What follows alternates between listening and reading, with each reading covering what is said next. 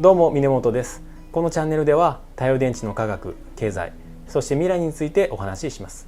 今回からシーズン5ペロブスカイト太陽電池の基礎と進展が始まります。ゲストに伊藤聖吾さんにお越しいただいています。伊藤先生、よろしくお願いします。よろしくお願いします。伊藤先生のプロフィールは動画タイトル下の説明欄にリンクを貼っておきます。まず前置きを私がお話しします。このシーズンではペロブスカイト太陽電池についてお話しします。この太陽電池は日本人の研究者が見出した日本初の太陽電池です。その特徴は100度程度の低温で作成が可能であるため、ガラスといった曲がらない基板だけでなく、比較的耐熱性の低いようなポリマーフィルムなども基板に用いることができます。そうすると軽量かつフレキシブルな太陽電池を実現できます。また低温で作成できるということは、作成時の投入エネルギーも少なくできます。さらに発電効率は若干低下するものの、カラフル化やシースルー化も可能です。そして何といっても 25% を超える高効率がラボレベルで実現されています。こういったことから高効率、高付加価値、低コスト化が可能な新型太陽電池として大変期待されています。次にその効率向上の軌跡を見てみます。こちらの図は有名なアメリカのエヌレルのベストリサーチセルエフィシェンシーチャートです。最高変換効率の更新が記録されたものです。このチャートによると2013年に 14% 程度であったものが2020年までの7年間という短期間に 25.5% まで向上しています。太陽電池の研究の歴史の中でもここまで急速に効率が向上した例はありませんでした。さらにペロブスカイトを結晶シリコンの上に重ねたタンデム型太陽電池ではすでに 29.1% という 30% に迫る高効率が報告されています。つまりペロブスカイトはこれまでに例を見ない驚くべきスピードで効率が改善されてきました。で、一方で課題も残されています。特に構成元素に鉛を用いていることや耐久性向上に改善余地があります。このシーズンではペロブスカイト太陽電池の魅力や課題、そして未来について4話構成でお話しします。第1話ではそもそもペロブスカイトとは何か、第2話では高効率化の動向、第3話では劣化メカニズム、そして第4話では耐久性向上の可能性についてお話しし、未来についても議論したいと思います。全部見ていただくとペロブスカイト太陽電池がざっくりと分かります。それでは第1話の本編に入っていきます。ここからは伊藤先生にお話しいただければと思います。第1話のポイントはこの4点です。で、1つ目がペロブスカイトの発見、2つ目が半導体特性、3番目が太陽電池への応用、4番目に一般的な作り方です。それでは、1番目のペロブスカイトの発見について伊藤先生お願いできますか。はい、最初のペロブスカイトはロシアの鉱物学者のペロブスキー博士が発見しました。1800年代前半に酸化物の鉱物として表せられるのは ABO3 の形で表される鉱物、例としてはカルシウムチタン酸化物、もしくはバリウムチタン酸化物のようなものとして発見されました。価数のバランスですが A が2プラスの、B が4プラスのカチオン、そしてアニオンとして O が2マイナスかける3つで6マイナスのアニオンとしてチャージのバランスが取れています。なるほど。その後最初のハロゲン化ペロブスカイトとしてウェルズさんにより1893年にセシウム鉛、ハロゲンのペロブスカイトが発見されました。このペロブスカイト同じような構造なのですがチャージのバランスが違いまして、セシウムが1プラス、そして鉛が2プラス、そしてマイナスのアニオンとしては、ハロゲンが3つあります。そのハロゲンとしては塩素、臭素、要素のそれぞれマイナス以下のものは3つ集まって3マイナスでチャージのバランスをとっております。その後に有機無機の合わさったカチオンのペロブスカイト結晶が発見されました。それが1978年に発見されまして、これが現在の高効率太陽電池のペロブスカイトと同じ組成のものというものが発見されております。この有機っていうのは具体的には、何のことを指しているんでしょうか。この時は、メチルアンモニウムのカチオンが、主に使われております。つまりこの表でいうと CH3 がメチルで NH3 がアンモニウム塩と、それがメチルアンモニウム、鉛とあと Cl とか要素とかそういうハロゲンということですね。ここまでが、ペロブスカイトの材料の発見ということですね。はい、それでは次にポイントの2つ目の半導体特性の発見に移っていきたいと思います。で先ほどの構造のペロブスカイト立方晶を中心とした結晶ですけど、そこに半導体物性があることが分かってまいりました。1958年には先ほどの最初に見つかりましたセシウムを中心とした鉛ハロゲンのペロブスカイトに半導体特性があるということが1958年にモーラーによりネイチャーに発表されました。そしてその後に出てきた有機無機ペロブスカイト、これの半導体物性があるということが判明しました。これは IBM のグループによりデイビッド・ミッチー博士が発表しました。特に面白いのはこのメチルアンモニウムのところに少し歩き歴が長いものを使いますと、これが2次元の結晶になるということで、ここで半導体特性が大きく変わるということがサイエンスに発表されました。当時はものすごく反響がある発表でした。で先ほどのサイエンスの発表がものすごいインパクトがありましたので、日本の研究者たちが集まりまして、これをやってみようということで JST クレストのプロジェクトが立ち上がりました。そこでいろいろな構造のペロブスカイトを作りまして、いろいろな光物性半導体物性を測定したというデータの蓄積が出てまいりました。その時にこの日本でペロブスカイトの材料の研究が始まったということなんですけれども、具体的にはこれはどういったものに応用しようと思って開発が始まったんでしょうか。理学的な先生の参加が多く、まずは物性をきちんと見ようというところがありました。特に光に関する研究者の方が多く、光物性をものすごく集中的に見られたと、冷気発光物性ですねが、行われてまいりました。なるほど。それでは、ポイントの3つ目の太陽電池への応用について進んでいきたいと思います。先ほどの JST クレストのプロジェクトに参加されていた手島さんが、その後東院横浜大学の宮坂先生の研究室に移り、そしてペロブスカイトを使用した世界初めてのペロブスカイト太陽電池が誕生しました。当時は電解液を使用した色素増換型のペロブスカイト太陽電池でして、この電解液のために耐久性が低いものでしたが、しかし初めての太陽光発電を実現したということで、現在非常に注目された論文となっております。なるほど。今その世界中で研究されているペロブスカイト太陽電池の原点というのがこの日本のこの研究から始まったと。はい、その通りです。なるほど。その最初のペロブスカイト太陽電池は色素増換型の電解液を使用したものでした。その電解液は問題でしたので、それを固体にしようということで、この左上の図にありますスパイロメタットという有機の放流素材を使ったものを使用して固体のペロブスカイト太陽電池を作ろうという動きが起こりました。当時4つの研究室が注目をしまして、そしてそれぞれ2つの共同研究が立ち上がりました。1つ目の共同研究のチームとしては、スイスのグレッテル県、そして韓国の南極パク研究室が共同研究をしてこの固体化を行いました。当初から 9.7% の高い変換効率を出し、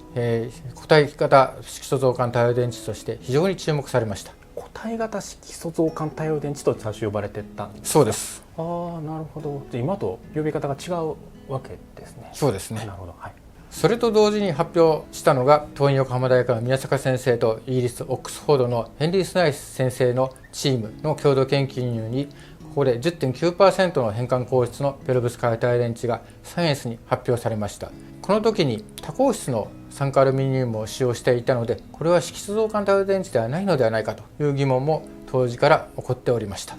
色素増換太陽電池というのは普通は酸化チタンを使うんだけれども、この研究例ではアルミの酸化物を使っても同じように高効率が得られたと。そういうことです。なるほど。アルミを使った方がより効率が高かったということですね。で最初からこの全固体型のペロブスカイト太陽電池が報告ほぼ同時に2例がされたとして、最初から 10% ぐらいが得られたということで、非常に、いわゆる筋のいい材料であるということが、当時から分かってたということでしょうか。そういうことですね。なるほど。はい。その後世界中からこの論文が注目されまして、急激な論文数が伸びております。今では毎年3000本以上の論文が発表されるようになりまして、これは人類で初めてのことということで、もう3000本もあるともう誰も実際はついていけないというところでして、今インターネットを駆使して、今やってる研究が発表されてるかされてないかをなんとかチェックしながら研究を進めているという状態になっております。なるほど。特にこのグラフで注目すべきは、縦軸が1年あたりの論文本数であって、これ積算本数じゃないんですよね。そうですね。ということで毎年今では3000本の論文が出てるとこれただ単純に注目されたからっていうわけもちろんそれもあるんですけども、やっぱりペロブスカイト太陽電池が低コストでも作りやすいっていうところもやっぱり関係しているんでしょうか。その通りですね。なるほど。はい。それでは次にペロブスカイト太陽電池の一般的なスタンダードな作り方に進んでいきたいと思います。ペロブスカイト太陽電池はいろんなタイプがあります。その中で最も一般的なものはこのようになります。で、グラスの上に透明導電性ガラスであるフッ素ドープした金オキサイド FTO と呼ばれております。これをまず購入いたしまして、それを洗浄した後に次に酸化チタンの緻密膜をスプレーで積層します。その後に多孔質の酸化チタンをスピンコートにより積層、そして加熱をしまして、その上にペロブスカイト層をスピンコートしていきます。そしてさらに氷層層をスピンコートしまして、最後に背面電極となる金を真空蒸着します。これが最も行われているペロブスカイト太陽電池の作成方法でして、そして最も高効率なものとなっております。基本的にはこういった構造で、ほぼ塗布のプロセスによって 25% が得られると。なるほど。非常に簡単なというかですね、作りやすい方法ということですね。はい。なるほど。それでは第1話のまとめをお願いできますか。はい。まず1番目としては、ペロブスカイトは結晶構造の名前ということで、ペロブスカイト電池と言いますけど、これは材料の名前ではなくて、あくまで結晶構造、これが通る名前になってきました。そして鉛ハロゲンペロブスカイト、ここに半導体特性があるということが見出されてまいりました。そして3番目として、それが太陽電池に応用されました。これは日本人である宮坂先生が初めて見出したということで注目されております。そして大きなポイントとして4番目は、印刷で簡単に作成できるということで、多くの研究者が研究に参加しております。なるほど、わかりました。ありがとうございます。はい。今回は第2話として高効率化の動向についてお話しいただきます。第1話では全固体型のペロブスカイト太陽電池の初期の変換効率は 9.7% というお話をいたしました。で、現在はこの値が 25.5% まで伸びてきているということで、今回はこの高効率化の動向についてお話しいただきます。今回のポイントはこの4つです。1つ目が成長法でアンチソルベントというキーワードがあります。で、2つ目が材料の高純度化で、3つ目が元素のミックスで、4つ目が表面パッシベーション不活性化という意味です。それではポイントの1つ目の成長法、特にアンチソルベントについてお話しいただけますか。はい。アンチソルベントというのは日本語で言うと品溶媒ですね。品溶媒、アンチソルベントなんで、アンチというのは何のアンチかというと、ペロブスカイトが溶けないという意味でアンチ、品になるわけですね。品溶媒で、ペロブスカイトをスピンコートして、それは溶媒溶けてるんですけど、そこに品溶媒アンチソルベントをかけることで、ペロブスカイトの溶媒が吸い出されて下が結晶化されるということで、アンチソルベントという手法で言われております。じゃあこの図でいうとですね、上のルートがアンチソルベントじゃない普通の成長で、そうですね、下がアンチソルベントという意味ですね。そうですね。はい、で、上の方は普通にスピンコートすると、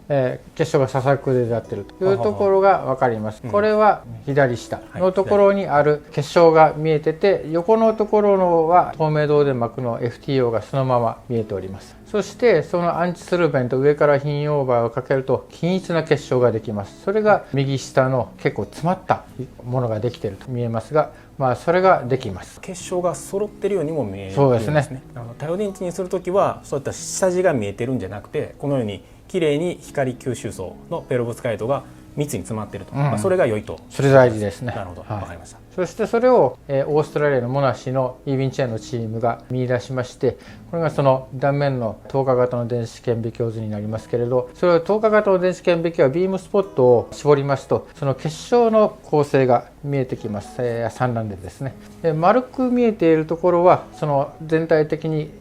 電子顕微鏡を当てた時のその散乱を見てます。それが右下にパターンが見えてますけど、このパターンというのがですね、上から下まで全部一緒だということが右側の電子顕微鏡の散乱パターンで見えております。つまりアンチソルベントで作った結晶の一つ一つの塊というのは単結晶ができたと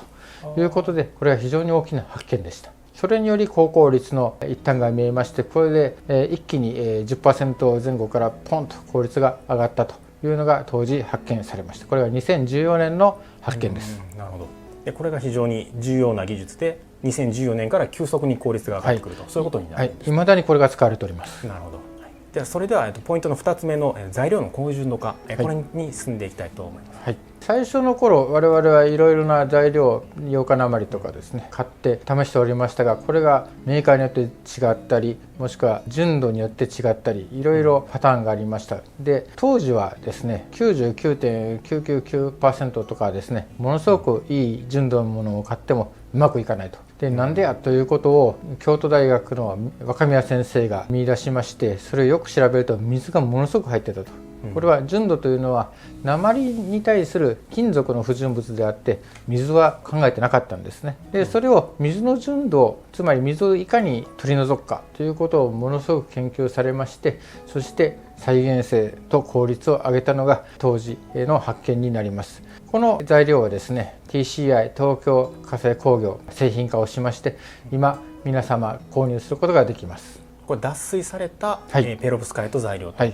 ことですね。これのノウハウがものすごく重要でして、脱水の作業も非常に大変なものになります。彼らはこれを上手にやってのけております。なるほど。でそれでは、次のポイントの、元素のミックス、混ぜ合わせるという意味ですよね。これにじゃあ進んでいきたいと思います。で先ほどの発見で我々は高純度のペロブスカイト材料が手に入るようになりました。そこでさらに効率を上げるためにいくつかの指針があります。一つはバンドギャップを揃えると、そして太陽光の発電にいいところにシフトさせるわけですが、これは周層を入れることでバンドがシフトしていきます。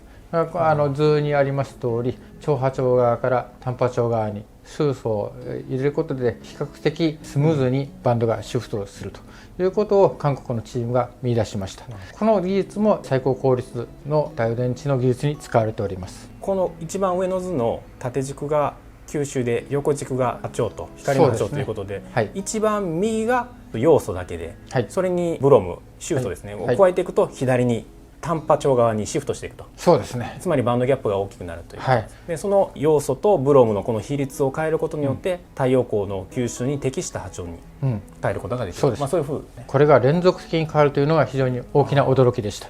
突然変わるというわけじゃないんですね。順番にちゃんと比率によって変えることができると。なるほど。つまり要素とブロムが溶けないところがなくて、連続的に置換していくと、変わっていくと、そういう意味なんですね。そうです。その真ん中の写真はこれは何を表しているんですか？それはその見かけの写真ですね。左上のものが要素だけと、周素ゼロと、最も超波長のものを吸うと、可視光から外れてますので黒にしか見えませんが、下の段は可視光に入っていくにつれまして明るくなっていきまして、周素 100% です。もう黄色になってしまい、向こうが見えるようになっている、見えるほど透明でいい膜ができていると。ただバンドが変わりますので、通る光も変わってくると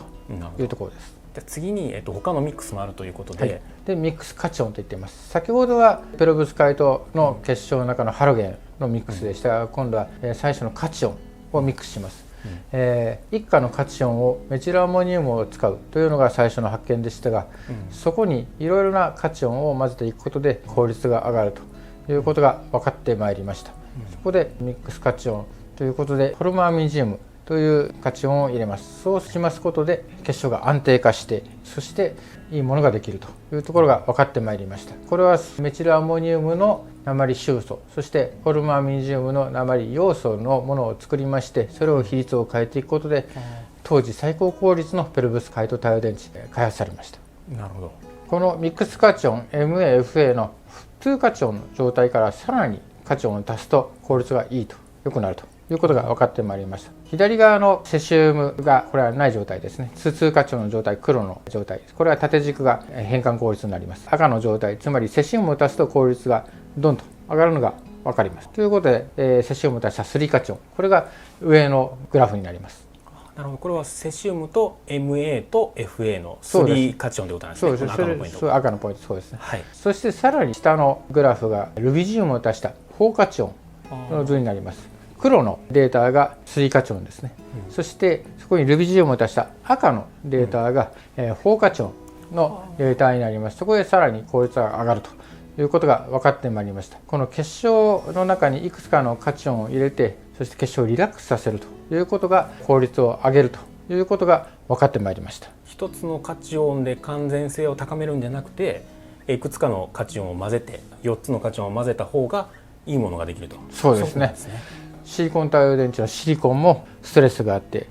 歪みが生じたり、やはりなんとかリラックスする。そしていわゆる酸化物の超電導体も実はいろいろなカチオンとか入れて、そして結晶をいかにリラックスしていいものを作るということが課題になっております。なるほど。はい。それでは次のポイントの表面パッシベーション、不活性化についてお話しいただけますか。はい、半導体の表面にはどうしても欠陥が生じます。そこでプラスとマイナスがくっついてチャージが戻ってしまうということは、半導体いろいろ行われます。CIGS でもあるかと思いますし、シリコン太陽電池でもあります。これはペロブスカイト太陽電池でも同様でして、表面のダングリングボードをなんとか潰さなければいけない。そこでこれはペロブスカイトに関して面白いものはケミカルでいろんなことができるということで、いろんな研究がなされております。これは最新の2020年の韓国の南京パックのチームからの論文ですが、アミンとそしてアルキル基と OH がついたような材料でもいいものができるということで、非常に高効率のものが発表されております。このように表面を上手にパッシベーションとして守ってやると、結晶を守るということが高効率につながる手法となっております。なるほど。はい、それでは第2話のまとめをお願いできますか。はい、今 25% の変換効率の太陽電池ができておりますが、ペロブスカイトに関してはこのアンチセルベント、この手法が重要でして、2014年から発見されて今に使われております。そして高純度化のものが大事ということで、これは標準化されております。あと元素をいかに混ぜてストレスを減らすか、そして表面のパッシベーションを行うか、この組み合わせ、たくさんのファクターがあって大変なんですけど、この組み合わせで今トップ効率のものが得られております。これがペロブスカイト太陽電池の高効率化に重要だった4つのファクターということですね。そうですね。わかりました。はい、前回は高効率化の動向についてお話ししましたが、今回は劣化のメカニズムについて詳しく解説いただこうと思います。第3話のポイントはこの5点です。1つ目が光、2つ目が水、3つ目が TiO2 酸化チタンですね。で4番目が CH3NH3 イオンの乖離、そして5番目がイオン拡散結晶崩壊となっております。それではまず劣化の全容についてお話しいただきたいと思います。これが劣化要因のモデル図になります。先ほど5つの要因を示していただきましたけれど、この5つの要因というのが同時に複雑に絡み合ってペロブスカイト太陽電池が劣化していきます。なのでこの一つずつ調べるわけにもいかなくてですね、これをどう理解するか未だに難しい問題となっております。 25% が出ているペロブスカイト太陽電池ですけれど、劣化しやすいというところで、これまとめたのがこの図になります。まず雨もしくは湿度が高いところで水分がきますけど、これが1つ、そして光がその1つ、あと熱も関係したりもします。そして酸化チタンが関係すると。右上のこのモデル図ですけれど、これはエネルギーダイアグラムですね。ペロブスカイトが光を吸って電子と平行にチャージが分かれて移動することが分かります。移動するためには電圧がいるのですが、その電圧に従ってキャリアが多く、これを結晶的に示したのが右下の図になります。で右下の図ですけど、キャリアもプラスの成功でマイナスの電子も動くんですけど、それと一緒にですね、イオンも動いてしまうと。イオンも結晶の中を動くイオンと結晶の流界ですね、界面を動いていくイオン、その2種類がありまして、その都度じゃあこれがどうなっているのかということを考えていく必要があります。つまりイオンが動く時も界面だけじゃ制御すればいいのかとか、結晶の中は別に考えなくていいのかとか、それぞれを考えていくということがあります。これが非常に難しい問題となっております。はい。この電子と正孔っていうのは光が当たってできた光生成のキャリアということで、これが電力になるわけですけれども、先ほどおっしゃったそのイオンが動くっていうのは構成元素がイオン化して動いてしまうと、そういう意味。構成元素はもともと鉛のプラスとか、メチルアンモニウムのプラスとか要素のマイナスとか、イオンですね。それがチャージ、つまり本当は電子とホールだけがこう動く、内部の電圧を利用して動くんですけど、その時に電子と一緒に要素のマイナスも動いてしまうと。そしてホールと一緒にメチルアンモニウムのプラスも動いてしまうというところがあります。なるほど。それが劣化に起因する。劣化に起因すると。なるほど。はい、それではポイントの1、2、3、光、水、TiO2、これに進んでいきたいと思います。特にですね、今の1番、2番、3番、光、水、TiO2 が一緒にいると効率は下がるということも分かってきました。これは表の一番上のリファレンスもあります結果ですけれど、これはあることで非常に良くないと。そしてそのうちの2つだけやるとどうなんですかと。まずは酸化チタンなしというのが今日の2つ目の項目になりますけど、そうするとですね、光と水だけだと意外といいんです。結局は水で分解しますけれど、一番上の酸化チタンがある状態よりは圧倒的に持ちが良くなります。そしてじゃあ光がない状態、酸化チタンと水分、湿度ですね、空気中に置いてるだけですと意外とこれもいいと、そんなに悪くならない。そして最後に完全に風刺をしたりして水をシャットアウトして、そうすると光、酸化チタン当てたらどうなりますかと、これも比較的いいわけです。というわけでこの酸化チタンと光と水が3つあると一気に劣化が加速するということが分かっております。なるほど。やっぱり光と水と TiO2、これが3つ同時に重なると劣化が早くなると。そうですね。なるほど、それでは次のポイントの4番目と5番目ですね。イオンの乖離、そしてイオン拡散、結晶崩壊、これについてお話しいただきます。先ほど複合的に起こると言われたそれぞれの原因、そしてペロブスカイトの分解ですけど、これを初めて示したのがこの論文になります。これはペロブスカイト太陽電池が光、そして水分、そして酸化チタンで劣化するというのを具体的に示した初めての論文で、我々の研究室から発表させていただきました。でショックだったのはですね、当時皆さんがいいと、非常に耐久性があると言われたペロブスカイト太陽電池をじゃあ光を当てて試してみようと思ったら、一晩でですね、上の写真のようにもう真っ黄色になってしまうと。そして変換効率もこの真っ黄色になったのは特にこの青の線のほとんど変換効率ゼロになってしまってます。朝になるともう発電もしないので、一晩置いたらですね、もう全然ダメだったということが分かってまいりました。ちょっと工夫をしてなんかカバーをしたりですね、ペロブスカイトを厚くしたり、いろいろするとちょっとは一晩ぐらいは持つようになったんですけど、それでも赤線のように一気に 40% まで一晩で下がってしまうと。じゃあこれなんでなのかといろいろ調べておりますと、まずはこれはメチルアンモニウムカチオンと水がメチルアンモニウム分子と、そして 3O プラスのオキシニウムイオンになってしまうというのが平行反応式ですけど、これは大学の有機化学の教科書に書いてあるような基礎的な反応なんですね。だからこれはあるんだろうということで、ということは水を触媒としてですね、どんどん乖離してしまうということで、そして結果的に起こるのが下の化学式になります。左下にあります CH3NH3PBI3 はこれはペロブスカイト結晶の化学構造式ですけど、これが平行として右側に行く。ただし CH3NH2 のメチルアミンの分子ですけど、これはガスなので常温で飛んでいってしまいます。で硫化水素 HI もこれも常温ではガスなのでこれも飛んでいってしまうと、残ったのは PBI2、これ黄色の結晶でして、これが上の写真のように黄色の結晶になって、そして発電もしなくなるということが分かりました。なるほど。つまりこの水と反応させない、水蒸気と反応させないというのが非常に重要であると、一つのそういうことなんですね。ポイントですね。なるほど。今ここで水を触媒としてっておっしゃったんですけど、触媒じゃないんですよね。実はこの H3O プラスと I マイナスが反応して HI ができます。そして硫化水素 HI として飛んでいって、またその、水に戻ると。なので触媒的に反応すると。もう引き剥がして戻れない状態になってから今度はまた水が戻っていくわけですね。なるほど。なので、見た目上は水は反応せずに反応を促進する、つまり触媒のように働くと。行ったり来たりします。なるほど。わかりました。次にですけど、これはイオン拡散結晶崩壊のところをまさにムービーで示した論文になります。このホームページのサポーティングインフォメーションを見ますと、このムービーがダウンロード、そして見ることができますので、皆さんも見ていただければと思います。これは電極をまずつけまして、その上にペロブスカイトを積層します。そして電位を少しかけながら光を当てて、そしてカメラで見た図がこれは上の画像になります。で0分の時には当然均一なんですけれど、これが45分55分になるとプラスのところに少し違うものが見えてくると、そして110分になるともう全然違うのが今度は見えてきて、これはイオンが拡散してなんか違うものができたということを示している図になります。違う材料ができていると。できたと。これは分解。そうですね。イオンが動いたことで分解している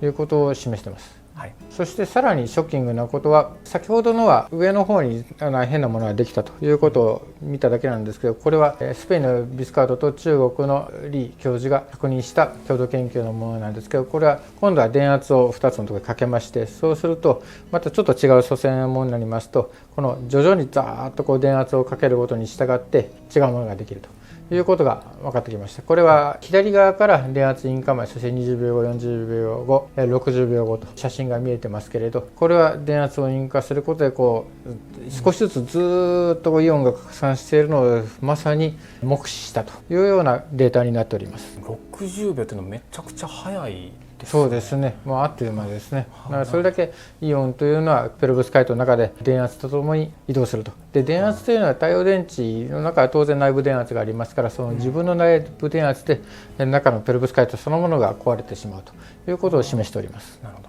ちなみにこの実験での電圧っていうのはどれぐらいのちょうどこれは確認できるように膜の上から見ておりますが、計算してそうですね、端子をつけてこの電圧というのはつまりペロブスカイトの膜圧あたり太陽電池の電圧を超えないような電圧にしております。つまり実際の太陽電池が動作する電圧と、同等かそれ以下でこのような分解が進むと。これはなかなかすごいですね。ショッキングなデータの一つですね。なるほど。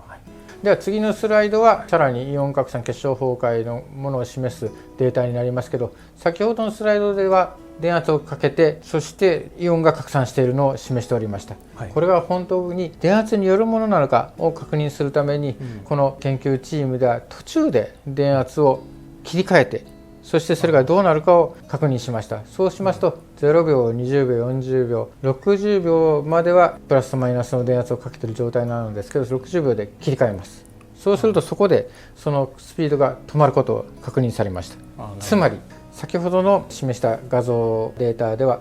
その電圧によって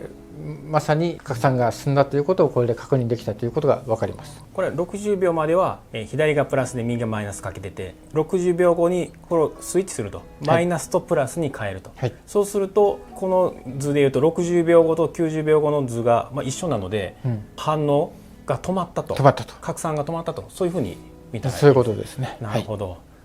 これも早いですね、反応が。そうですね。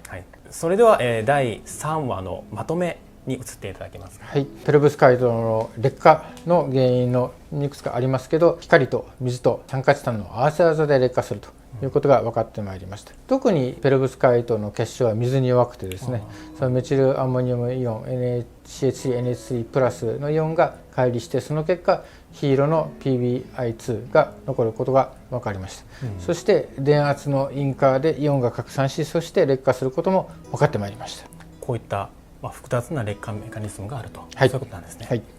前回の第3話で劣化メカニズムについてお話しいただきましたので、今回は第4話としてその劣化を克服する耐久性向上の可能性についてお話しいただきます。第4話のポイントはこの5点です。1つ目は結晶化の改善、2つ目が二次元結晶、3番目が表面パッシベーション、4番目が多孔質カーボン電極、5番目が頑強な風刺です。それでは早速結晶化の改善についてお話しいただきたいと思います。第3話ではもうペロブスカイトの悪いところばかり述べましたが、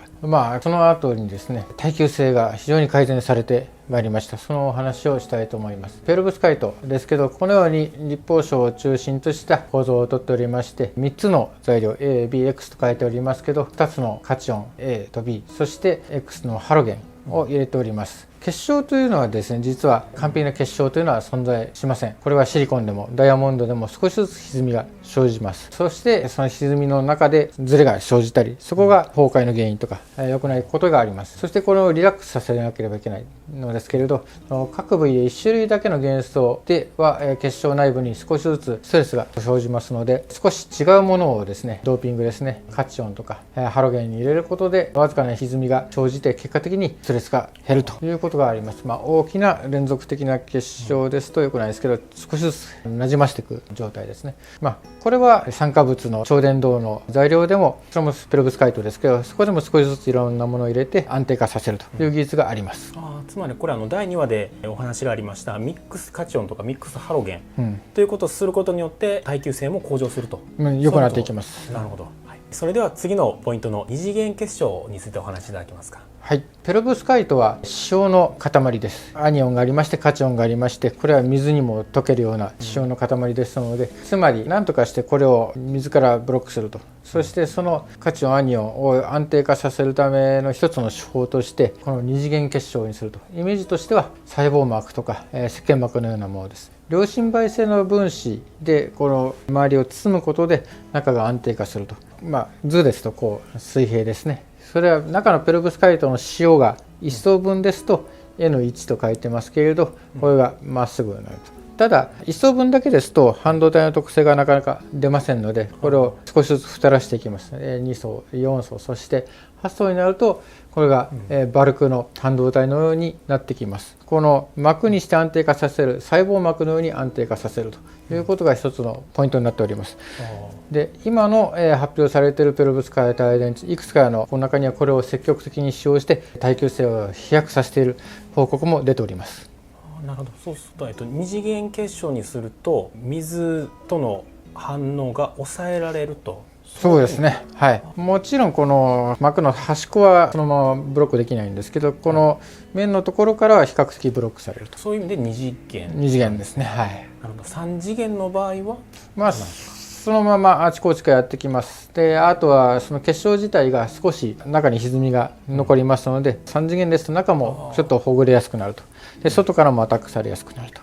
という状態になっております。なるほど。はい。それでは3点目の表面パッシベーションについてお話しいただけますか。はい。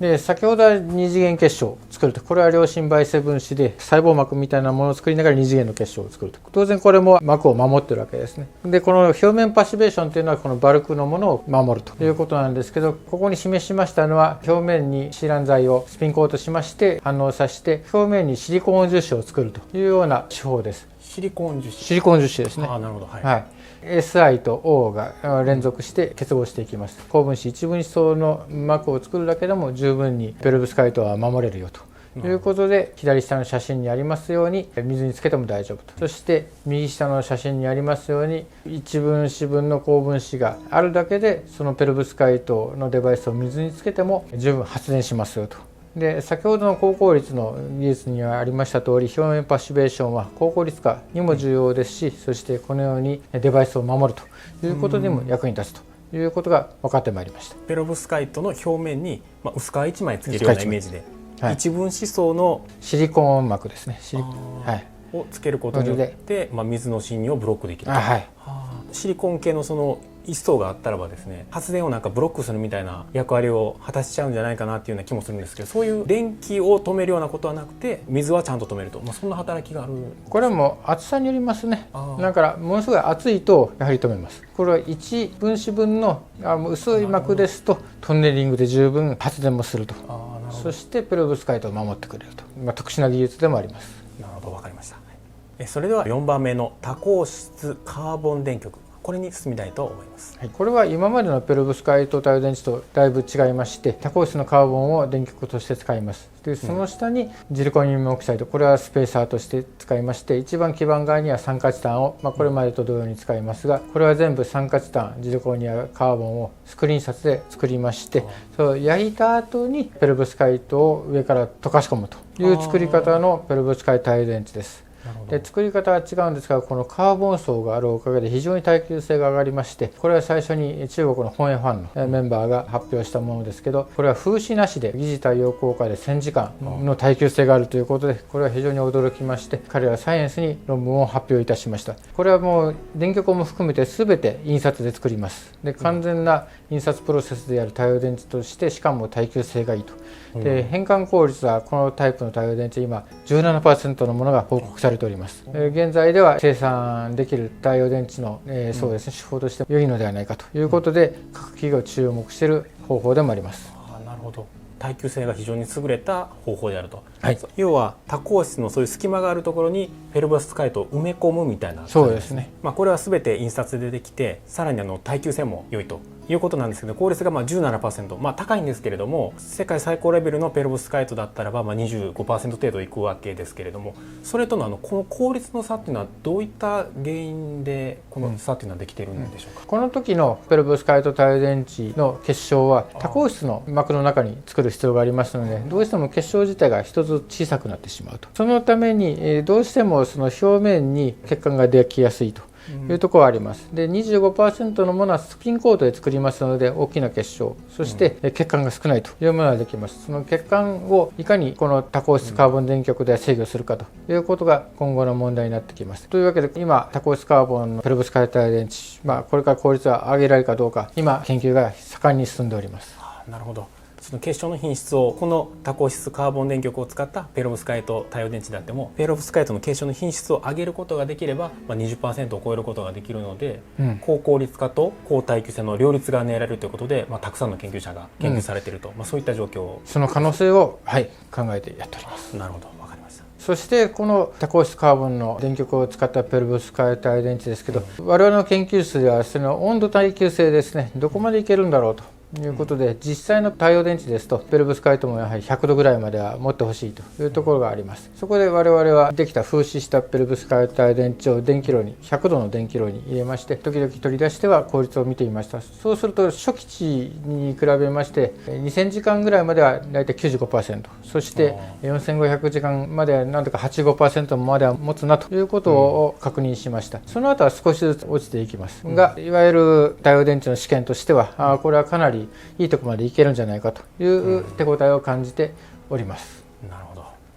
それでは次に最後のポイントの頑強な風刺、これについてお話しいただけますか。太陽電池、品質保証というものが必要ですが、その品質保証には一般的には8585試験、つまり温度85度、湿度 85% の試験をパスしておくということが必要になってまいります。その保証のためには非常に丈夫に風刺をしてですね、ペロブスカイトの結晶が水に弱いので、その水を防ぐための頑強な風刺、これが必要になってきます。それを見出すために、これはサイエンスに今年論文が出ましたが、例えば写真ですと今示している4つのタイプの風刺剤、そして構造に関しても下の2つ構造を変えてみてですね、どれがいいのだろうかということがチェックされております。そこで出てきた結果としては次のスライドになりますが、これはその欄ごとに論文が出ているということを示しておりますが、数多くの論文において今8585試験がトライされて、そして中には1000時間を超えるものもいくつか出てまいりました。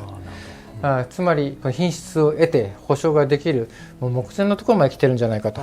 いうところまで来ております。これからペロブスカイト太陽電池まだまだやることがあるかと思いますが、ものすごい勢いで改善されている。そしてこの8585試験が1000時間オーバーしたということは、我々研究者にとっても非常に大きなトピックでした。なるほど。先生のお話を聞く前はその耐久性っていうのはまだまだ課題が多いのかなと思ったんですけども、かなりいいところまで来てて、超高効率っていうのと耐久性、これの両立がもう目前と思ってよろしい、これは世界中の研究者の努力とその結果によって一つずつ改善が行われております。なるほど、わかりました。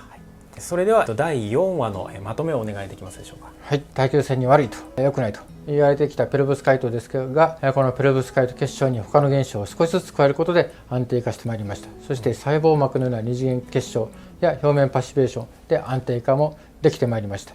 そして多孔質カーボンの電極の使用で完全印刷でとても安定な太陽電池が作成可能になってまいりました。そして最後には頑強な風刺、これが確認できてまいりまして、温度85度、湿度 85% で試験もパスできるようなものも出てまいりました。なるほど、わかりました。今回の第4話でこのシーズン5を終わりたいと思います。第1話としてペロブスカイトとは何か、第2話で高効率化の動向、第3話で劣化メカニズム、第4話で今回耐久性向上の可能性についてお話しいただきました。この4話全てを見ていただいて、ペロブスカイト太陽電池がざっくり分かっていただけたのではないかなと思います。そして最後にこのシーズン5のまとめについてお話しいただきたいと思います。ペロブスカイト太陽電池印刷プロセスで安価に作成できると、そして今変換効率は 25% から 26% に届きつつあります。そしてそろそろでも落ち着いてきたかなと。で研究ではさらにですね、シリコンそして CIGS とのタンデム太陽電池で 30% をいかに超えるか、ここが問題になっております。で実用化には耐久性の改善と高効率化の両立が鍵ですけれど、これもなんとかパスできそうだというところです。さらに今大事なのはこの大型化ですね。技術が必要、そして大型化と高効率、そして耐久性、ここまでいければペロブスカイト電池皆様のお手元に届く日が近いかもしれません。なるほど、わかりました。で最後に1点だけ、第1話の最初でもお話ししたんですけれども、鉛をまだ使っているということで、この鉛を変える、違う元素に変えると、鈴で変えるというような新しい技術も開発されてきて、それの効率もどんどん上がってきたでしょうか。そうですね、はい、他の元素もいろいろ試されておりますので、はいはい、でそれが完成すればより我々の手元に近いものになると、超高効率でいろんなことができる、高付加価値の太陽電池ができるということでよろしいでしょうか。はい、それでは今回伊藤先生に第4話お話しいただきました。伊藤先生ありがとうございました。はい、ありがとうございました。それでは次のシーズンでお会いしましょう。